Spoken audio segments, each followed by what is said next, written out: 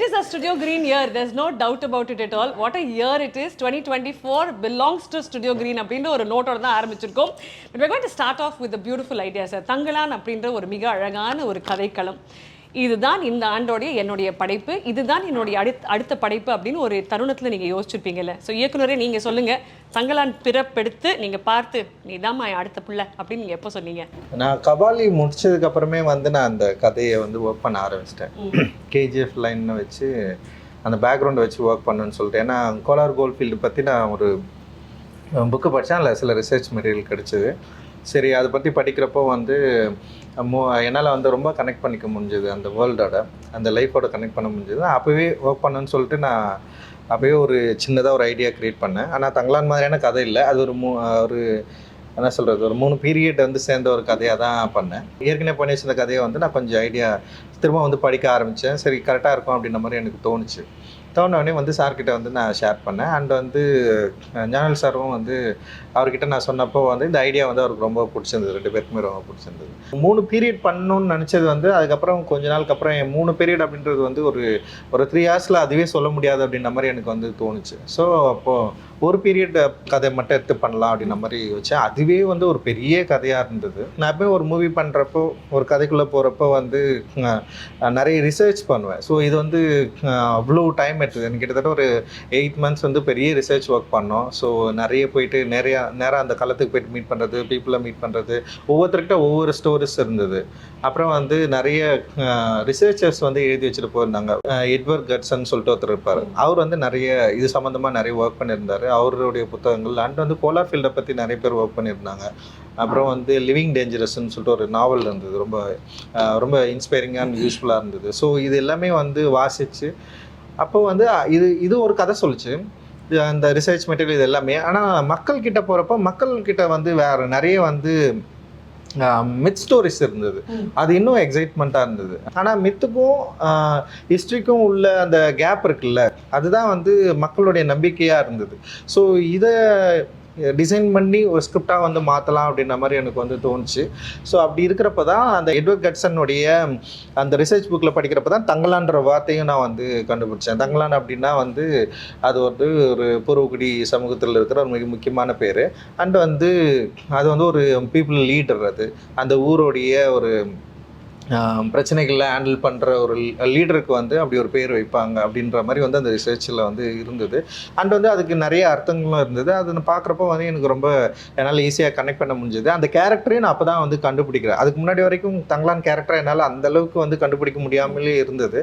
But ஆனால் அந்த character கண்டுபிடிக்கிறப்ப தங்கலான்னா பலி கொடுக்குறவர், தங்கலான்னா அந்த கிராமத்தை காக்கிறவர், தங்கலான்னா அந்த மக்களை லீட் பண்ணுறவர், தங்கலான் அந்த மக்களுக்காக யோசிக்கிறவர் அப்படின்னு சொல்லிட்டு ஒரு பெரிய விஷயம் அந்த தங்கலான்ற பேருக்கு நிறைய அர்த்தங்கள் கிடைச்சோன்னுமே அந்த கேரக்டர் எனக்கு கிடைச்சிச்சு. சரி, ஓகே, தங்கலான்ற பேர் டைட்டிலாக வைக்கலாம் அப்படின்ற மாதிரி எனக்கு தோணுச்சு. அண்ட் தங்கலான் இந்த மாதிரியான ஒரு கேரக்டர் தன்னுடைய மக்களுடைய இன்னல்களை போக்குறதுக்கு, இழிவுகளை போக்குறதுக்கு என்ன யோசிக்கிறாரு, எதை அவர் பார்க்குறாரு அப்படின்னு யோசிக்கிறப்போ அந்த கோல்டு எப்படி இந்த மக்களோட நெருக்கமாச்சு, எப்படி இதை அவங்க கண்டுபிடிக்கிறாங்க, இதனால் அவங்க லைஃப் ஸ்டைல் மார்ச்சா இல்லையா, ஸோ இதுக்குள்ள மித் ஸ்டோரிஸ் எப்படி இவங்களை இவங்க ஹேண்டில் பண்ணிச்சு, இவங்களை எப்படி அது வழி நடத்துச்சு, அதுக்கும் இந்த மக்களுக்கும் உள்ள கனெக்ஷன் என்ன, அவங்களுடைய லைஃபோட பிரச்சனைகளை சால்வ் பண்ண முடிஞ்சதா, அண்ட் அவங்க நினச்ச ஒரு விடுதலையை அவங்களால அடைய முடிஞ்சதா அப்படின்றது தான் ஹோல் ஸ்டோரியாக மாற்றணும். அண்டு மொரோவர் மெயின் ஸ்ட்ரீம் ஆடியன்ஸை கனெக்ட் பண்ணணும்.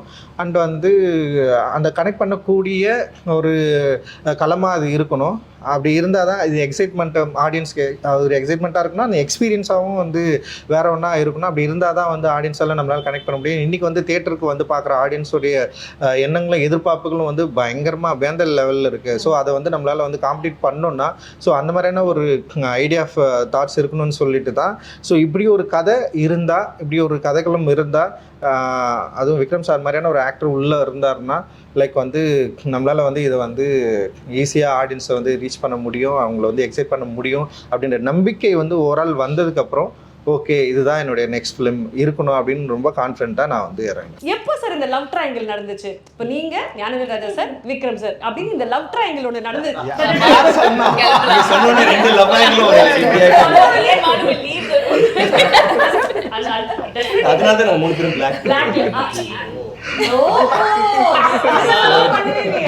பட் ஆக்சுவலி இது எப்படி சார் நடந்தது? இவங்க 3 பேர் எங்க 2 பேருக்குமே லவ் ரொம்ப நாளா இருக்கு. ஏன்னா வந்து அட்டகத்தின்னு ஒரு படம் வந்து நான் எடுத்து வச்சதுக்கு அப்புறம் ரொம்ப ரிலீஸ் பண்ண ரொம்ப கஷ்டப்பட்டிருந்தேன். So, அங்க இருந்து ஸ்டார்ட் ஆயிடுச்சு. மெட்ராஸ் பார்த்ததுல இருந்து இவருக்கு எனக்கும் கொஞ்சம் லவ் வந்து ஸ்டார்ட் ஆயிடுச்சு. அதுக்கப்புறம் வந்து ஒர்க் பண்ணணும்னு நினைச்சிட்டே இருந்தோம். அண்ட் வந்து சார்பட்டா பரம்பரைக்கு அப்புறம் அந்த லவ் வந்து ரொம்ப பெரிய பாண்ட மாதிரி ஓகே டன் அப்படின்னு முடிவாயிடுச்சு. அப்படி பண்ணலாம்னு முடிவு பண்ணிட்டோம். Sir the story comes to you. Thangalaan அப்படின்றது தான் கதை. ஒரு ஸ்பார்க் இருந்திருக்கும்ல, திஸ் இஸ் த லைன், நான் முடிவு பண்ணிட்டேன் இந்த படம் நான் தான் பண்ண போறேன், திஸ் இஸ் மை ஸ்டோரி அப்படின்னு நீங்க you would been committed to இட்ல. அது எப்போ நடந்தது? எனக்கு ஃபர்ஸ்ட் கமிட்மெண்ட்டு ரஞ்சித்ன்றது I want to work with very badly. So அதனால் அங்கேயே ஆரம்பிச்சது. இந்த மூமெண்ட் ஒரு பீரியட்னு சொல்கிறது எனக்கு ரொம்ப நாள் இந்த பீரியட் ஃபிலிம் பண்ணுறதுக்கு எனக்கு அண்ட் சம்படி அவ்வளோ காம்படெண்ட்டாக பண்ணுற போது யூனோ டீட்டெயிலிங்லாம் பயங்கரமாக இருக்கும் அண்ட் ரிசர்ச் பயங்கரமாக இருக்கும் எல்லாமே. அண்டு கிராமரே கிடையாது இந்த படத்தில் வந்து இதுதான் இன்டர்வல் பிளாக், இதுதான் கிளைமேக்ஸ், இங்கே ஒரு சாங் வரும், சாங் இப்படி இருக்கும், ஒரு ஃபைட் அப்படி கிடையாது. இட் இஸ் ஆக்சுவலி லைக் ஒரு லாங் சீன் மாதிரி தான் இருக்கும். ஸோ அவர் எதுவுமே வந்து அந்த சீனு அந்த இடத்துல நீங்கள் வருவீங்க ஒரு என்ட்ரி கொடுக்க அப்படி கிடையாது. அந்த இடத்துல இது நடக்கும் ஒரு சம்பவம். ஆனால் அதில் அழகு என்னென்னா அவங்க எப்படி வாழ்ந்துருப்பாங்க, டெஃபினட்டாக நம்மளை விட அவங்க ரொம்ப கஷ்டப்பட்டு இருந்திருப்பாங்க. பட் நாங்கள் எல்லாருமே அந்த சூழ்நிலையில் தள்ளிப்பட்டிருந்தோம். எல்லா விஷயங்களும் எல்லா காட்சியுமே எந்த ஒரு க்ரீச்சர் கம்ஃபர்ட்ஸ் நம்ம நாங்கள் நிஜமாகவே அவங்கள மாதிரி இருந்திருந்தால் தான் அதை கொண்டு வர முடியும். அது ரொம்ப அழகான அந்த லைன் இருக்குல்ல ட்ரெய்லரில், என்ன வாழணும்னா செத்த சாவறதுக்கு நீ துணிஞ்சவங்களுக்கு தான் வாழ்க்கைனா அதுதான் எங்களுக்கும் தங்கலாம்.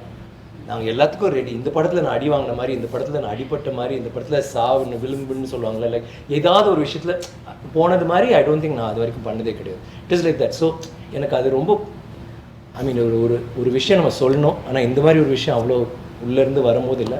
ஐ think it came very real ட்ரூவாக. நம்ம வந்து ஒரு நடிக்கணும், இந்த சீனில் ஒரு ஹீரோ என்ட்ரி அப்படி கிடையாது. இன்ஃபேக்ட் ஐ திங்க் இவங்க எல்லாருக்குமே என்ட்ரி இருந்துச்சு, எனக்கு இல்லை. அப்படி சொல்லாதீங்க, ட்ரெய்லர்லயே இவங்க என்ட்ரி தான் சார். ஃபர்ஸ்ட் ஓப்பனிங் அம்மா நான் என்ன சொன்னேன் ட்ரெய்லர்ல? ஃபர்ஸ்ட் நீங்க தானே சொல்றீங்க, அவர்கிட்ட வந்து கேக்குறீங்களா? முதல்ல எஸ் நீ தானே அங்க பேருக்கு பிசாசு இருக்குன்னு சொன்னது.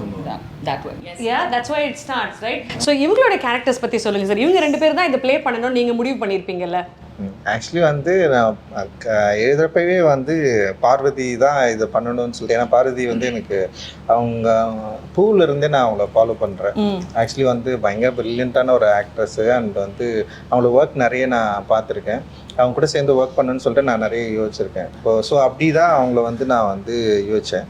ஸோ அப்படி இருக்கிறப்போ இப்போது எனக்கு என்னென்னா, இப்போ விக்ரம் சார் மாதிரி ஒருத்தர் இருக்காங்கன்னா ஆப்போசிட்டில் அவங்கள ஹேண்டில் பண்ணுற ஒரு ஆர்டிஸ்ட் வேணும் அப்படின்ற மாதிரி எனக்கு தோணுச்சு.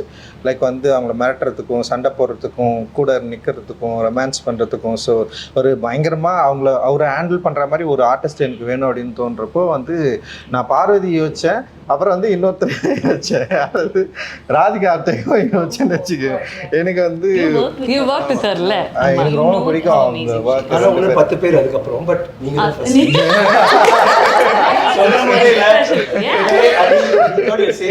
அதனால அவங்க அப்புறம் மச்சுவாரு அப்புறம் இவங்க வேற யாரும் nobody said yes.